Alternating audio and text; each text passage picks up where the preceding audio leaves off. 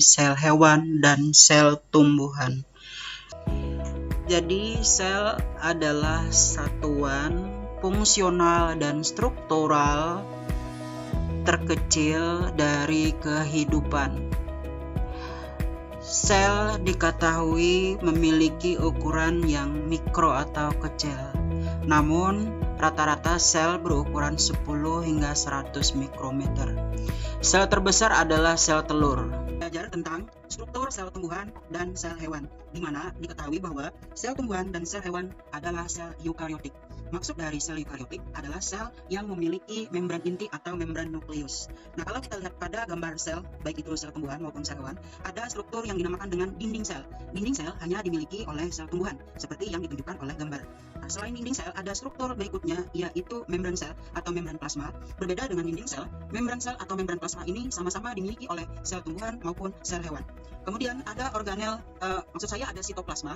Sitoplasma adalah cairan sel yang mengisi antara nukleus sampai dengan membran plasma. Kemudian ada organel yang disebut dengan ribosom. Ribosom itu adalah butiran-butiran halus yang tersebar di seluruh sitoplasma. Nah, ada struktur berikutnya yang disebut dengan retikulum endoplasma.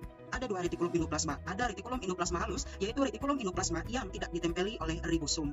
Dan ada retikulum endoplasma kasar, yaitu retikulum endoplasma yang ditempeli oleh ribosom. Kemudian ada organel berikutnya pada sel yang disebut dengan mitokondria. Nah, jadi bentuk mitokondria ini seperti bulat memanjang. Dan struktur berikutnya ada organel yang disebut dengan lisosom. Nah, lisosom ini bentuknya seperti bulat, ada pada sel tumbuhan maupun sel hewan. Nah, kemudian ada struktur berikutnya yaitu badan Golgi atau kompleks Golgi atau aparatus Golgi. Jadi bentuknya ini seperti ini ya, bentuk dari badan Golgi tersebut. Nah, badan Golgi ini juga ditemukan baik pada sel tumbuhan maupun sel hewan.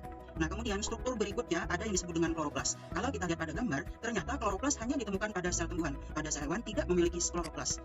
Nah, kemudian organel berikutnya ada vakuola. Vakuola juga ditemukan hanya pada sel tumbuhan saja. Sel hewan tidak memiliki vakuola. Kalaupun ada memiliki vakuola, maka vakuola pada sel hewan berukuran kecil. Kemudian ada struktur berikutnya yaitu amiloplas. Amiloplas adalah struktur yang hanya dimiliki oleh sel tumbuhan saja. Struktur berikutnya pada sel hewan, pada gambar sel hewan kita melihat ada mikrotubulus ya. Jadi bentuknya itu seperti tiang atau persegi panjang yang terdapat pada sitoplasma. Nah, kemudian pada sel hewan kita juga menemukan ada organel struktur yang disebut dengan sentriol. Selanjutnya kita akan membicarakan tentang fungsi-fungsi bagian-bagian sel. Fungsi pertama adalah fungsi nukleus. Nukleus tadi bentuknya adalah bulat oval. Nukleus berfungsi untuk mengatur semua kegiatan sel dan sebagai kontrol informasi genetik. Retikulum endoplasma halus. Nah, tadi bentuknya seperti jala, tidak ditempeli ribosom. Maka dari itu namanya adalah retikulum endoplasma halus. Fungsinya untuk sintesis lemak dan kolesterol. Retikulum endoplasma kasar. Nah, retikulum endoplasma kasar adalah retikulum endoplasma yang ditempeli oleh ribosom. Fungsinya untuk penampungan protein. Mengapa? Karena retikulum endoplasma kasar ditempeli oleh ribosom, sedangkan ribosom sendiri fungsinya adalah untuk sintesis protein. Nah, protein yang dihasilkan oleh ribosom akan ditampung oleh retikulum endoplasma kasar. Ribosom. Ribosom merupakan struktur terkecil terletak di dalam retikulum endoplasma, sitoplasma, dan nukleus. Fungsi dari ribosom adalah untuk sintesis protein. Lisosom. Lisosom berbentuk agak bulat dan dibatasi oleh membran tunggal. Lisosom mengandung enzim hidrolitik yang disebut lisozim. Lisozim ini berfungsi untuk proses pencernaan sel. Badan Golgi. Badan Golgi berperan dalam mereaksikan protein yang ditampung dari retikulum endoplasma. Jadi, hubungan antara retikulum endoplasma dengan badan Golgi itu saling berkaitan erat. Retikulum endoplasma akan menampung protein dan protein selanjutnya akan direaksikan oleh badan Golgi. Selain mereaksikan protein, fungsi badan Golgi selanjutnya adalah sebagai tempat sintesis polisakarida. Mitokondria. Mitokondria berbentuk bulat, panjang, seperti tongkat. Mitokondria membentuk tonjolan yang disebut krista. Krista atau tonjolan ini yang berwarna merah muda, dan terdapat cairan yang disebut matriks. Ya, matriks pada gambar yang berwarna kuning.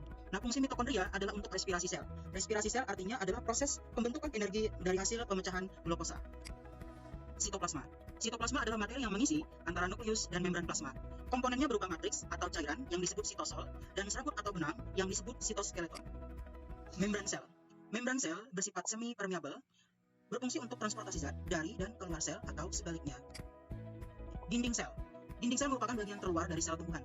Dinding sel bersifat kaku dan tersusun atas polisakarida. Dinding sel berfungsi sebagai pelindung dan pemberi bentuk sel tumbuhan. Kloroplas. Kloroplas adalah plastida, di mana plastida ini mengandung pigmen hijau atau klorofil. Kloroplas berperan dalam kegiatan fotosintesis. Amiloplas. Amiloplas adalah plastida yang tidak mengandung pigmen berwarna. Amiloplas berperan dalam penyimpanan amilum. Vakuola. Vakuola pada tumbuhan berukuran besar. Vakuola berperan dalam penimbunan cadangan makanan, sisa metabolisme, pigmen, dan minyak atsiri. Sentriol. Sentriol terletak di dekat nukleus. Sentriol berperan dalam proses pembelahan sel. Mudah mengingat perbedaan sel hewan dan sel tumbuhan. Sel tumbuhan punya vas dari plastik, vas vakuola dari dinding sel, plastik plastida. Sel hewan punya senti sama dengan sentriol.